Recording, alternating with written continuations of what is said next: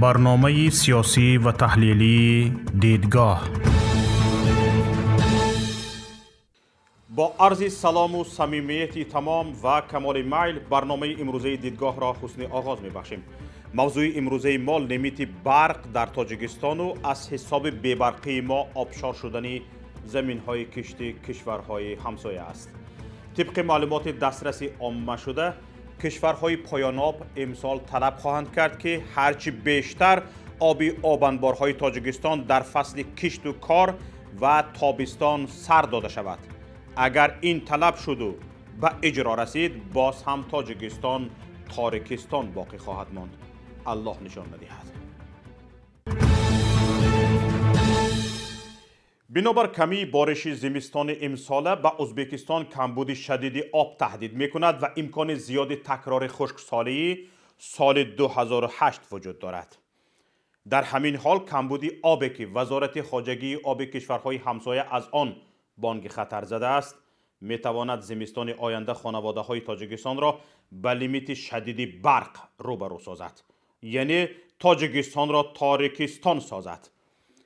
کمی بارش در منطقه به خصوص کوهستان تاجیکستان و قرقیزستان که 90% آبهای منطقه را تامین میکنند، میتواند کاهش شدید حجم آب در دریاهای فرامرزی امودریا و سردریا را به وجود آورد.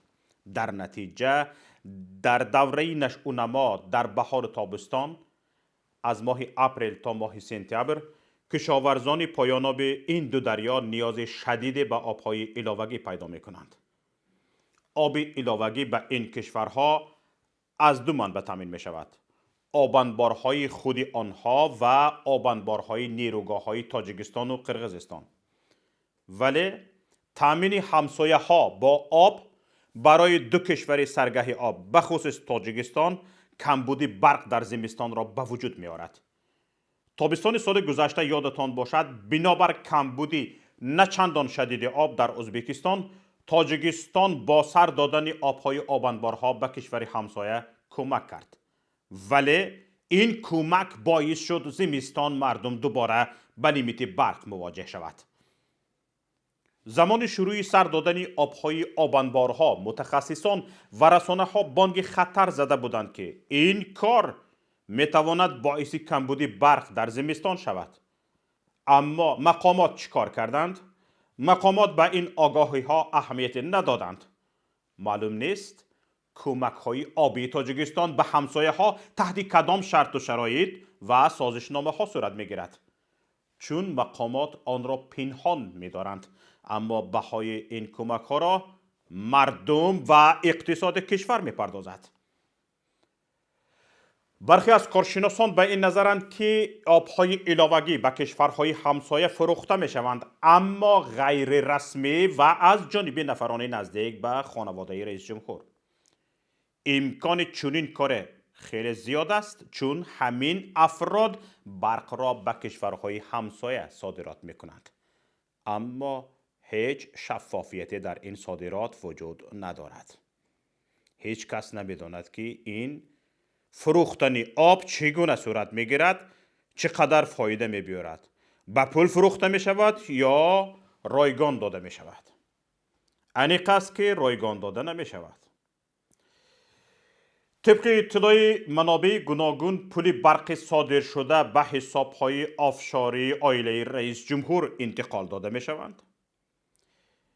این اطلاع را رهبر مخالفین محیدین کبیری نیز در یکی از برآمدهایش تصدیق کرده بود و بارها با استناد به منابعش تاکید کرده بود که مبلغ‌های برق صادر شده به تاجیکستان وارد نمی‌شوند. تاجیکستان وظیفه‌دار نیست که در ایام خشکسالی همسایه ها را با آب و از آبانبارهایش از ذخیره های آبانبارهای خودش تامین کند، اما این کار همیشه صورت می‌گیرد و بیشتری کارشناسان هم مطمئنند که اینجا فساد وجود دارد. فساد وقتی در داد و گریفتی دو کشور بین هم فساد وجود دارد، البته دست شخصی یکم کشور به این فساد غوطه خورده است دست شخص یکم کشور در این فساد دیده می شود. کارشناسان میگویند کمبود شدید برق در زمستان سال 2009-2010 نیز فروش آب زیاد به همسایه کشورها با به سطح مینیمالی فراوردن آب انبارهای کشور به وجود آمده بود. آن زمستان مردم کشور یک ماه پر را بدون برق مانده، ماه‌های دیگر همگی 2 یا 3 ساعتی برق دریافت میکرد. یادتان باشد خبری صدها نفر از سردی جان و هزاران نفر دیگر سلامتی خود را از دست دادند در همه جا پهن شده بود.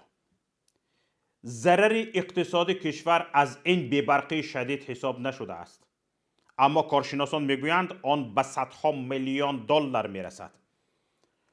البته تماشابینان عزیز، شاید اینجا شما بگویید که کمک به همسایه کشورها امر ضروری است، اما ببینید تماشابینان گرامی، حداقل آن نباید به خودی مردم کشور و اقتصاد ضرر آورد. همینطور نه؟ بگذار کمک کنیم.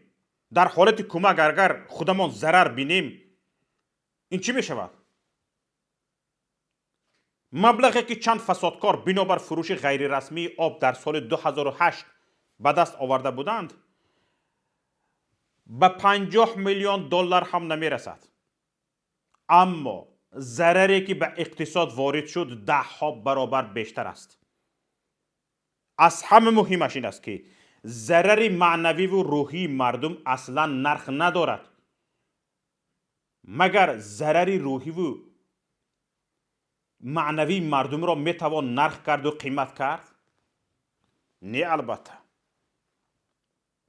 طبق معلومات وزارت خارجه آب ازبکستان، اگر حجم بارشات در سطح حاضر باقی ماند، در دوره نشأونما یعنی ویگیتاسیونی، میزان تامین کنی با آب از 25% پستر می شود، یعنی آن تا سطح سال 2008 پایین می رود.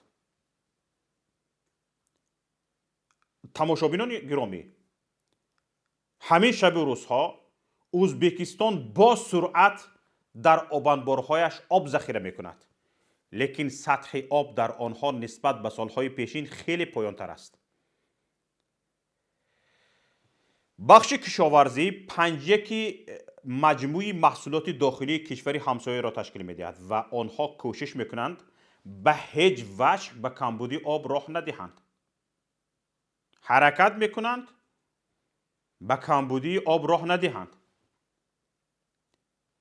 در ارزیابی وزارت انرژتیک و ذخیره های آبی تاجیکستان گفته می شود 90% مجرای دریاها در قلمروی تاجیکستان تشکل می یابند. 90%. اساس ذخیره های آب کشور را پریخها، دریا و کل، آبانبارها و آبهای زیرزمینی تشکیل می دهند. در قلمرو تاجیکستان همه ساله به حساب میانه 64 کیلومتر مکعب، از جمله زیاده از 98.2% در حوزه دریایی امودریا و نزدیک 1.8% در حوزه سردریا تشکل می‌یابد. دریاهای تاجیکستان در نوبت خود به حساب میانه 55.4% مجرای حوزه بحر ارال را به وجود می‌آورند. بارشات سالانه میانه در جمهوری حدود 760 میلیمتر با تغییری از 100 میلیمتر در بعضی منطقه‌های جداگانه جنوبی کشور تا 2400 میلیمتر در منطقه‌های بلندکوی پامیر را تشکیل می‌دهد. در همین حال با گزارش خبرگزاری ازپیلوس، ذخیره‌های آبی دریاهای فرامرزی امودریا و سردریا میان کشورهای منطقه از مجرای سردریا ازبکستان 50.5%، قزاقستان 42%، تاجیکستان همگی 7%، قرقیزستان 0.5% استفاده میکنند. از مجرای امودریا ازبکستان 42.2%، ترکمنستان 42.3%، تاجیکستان 15.2%، قرقیزستان 0.3% استفاده میکنند. ببینید، طبق معلومات وزارت انرژتیک و ذخیره های آب جمهوری، تاجیکستان عملا همگی از 17 تا 20% آبی در قلمروش تشکل یافته را استفاده میکند و خلاص. چون 93% قلمرو تاجیکستان را کوهها تشکیل میدهند. تاجیکستان با مقصد کشتکار حجم نچندان زیاد ذخیره های آبی را استفاده میکند. با تاجیکستان آب اساساً برای استحصال برق لازم است. از این رو در موسم بهار تابستان یک مقدار معینی آب در آبانبارهای نیروگاه‌های برق آبی ذخیره می شود تا که زمان کم شدن مجرای آب در دریاها در موسم تیر ماه و زمستان از این ذخیره ها برق استحصال شود.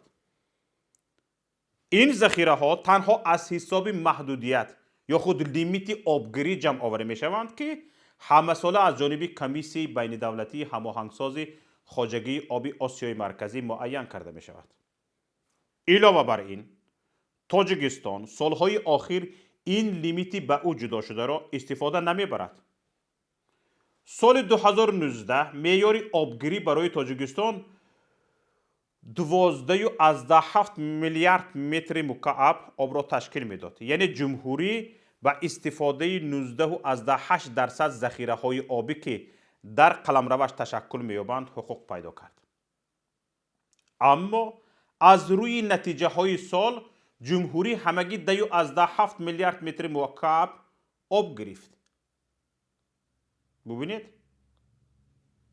آبی که طبق تقسیم به خود تاجیکستان جدا شده است تاجیکستان نمیتواند استفاده کند. دیگران زوری کرده از تاجیکستان میگیرند از حقشان زیادتی. وقتی که تاجیکستان حق خودش را گرفته نتوانست البته دیگران میگیرند. طبیعی است که به دیگران رفته است.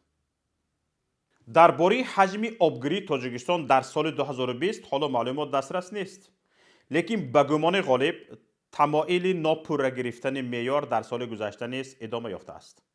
تماشابینان گرامی، گپ سری آن است که هنوز تابستان سال گذشته رهبریت جمهوری امامعلی رحمان درباره مشکلات اندوختن ذخیره های آبی سخن گفته بود. در موسم تیر ماه و زمستان ما به کمبود شدید برق دچار شدیم. عین زمان به اهالی دهات شبانه انتقال برق قطع می شود.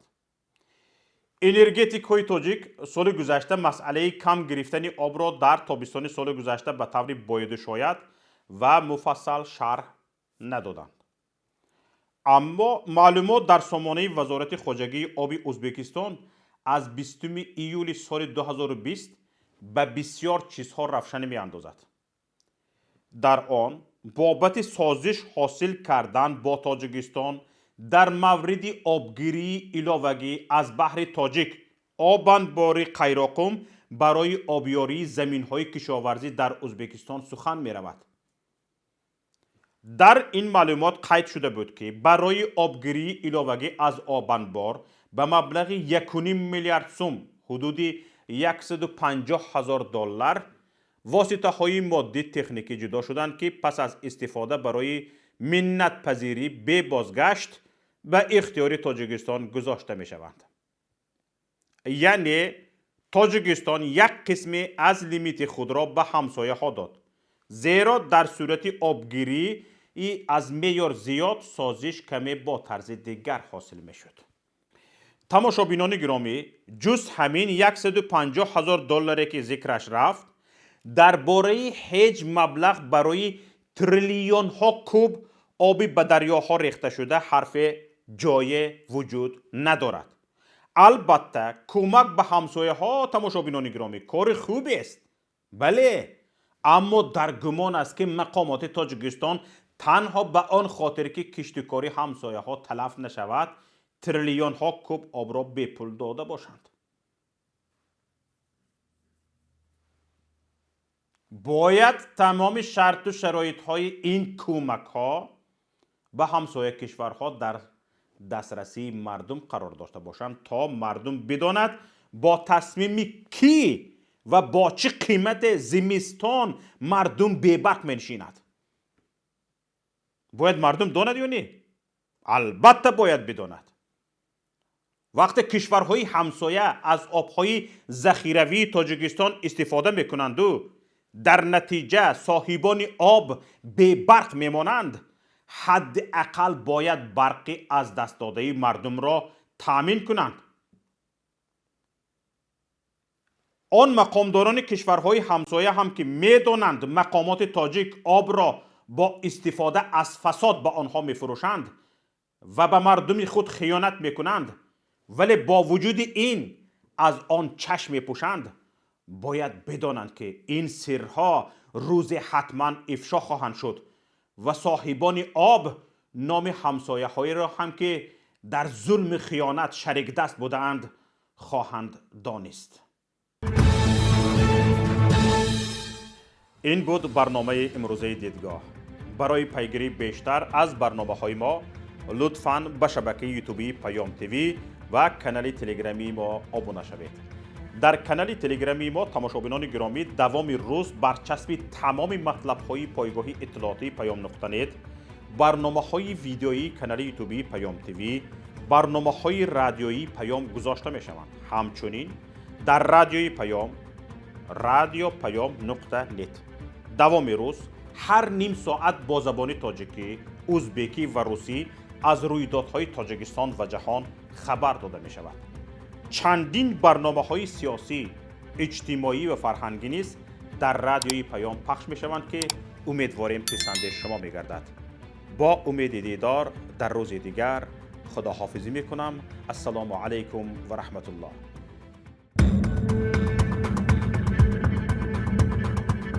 برنامه سیاسی و تحلیلی دیدگاه.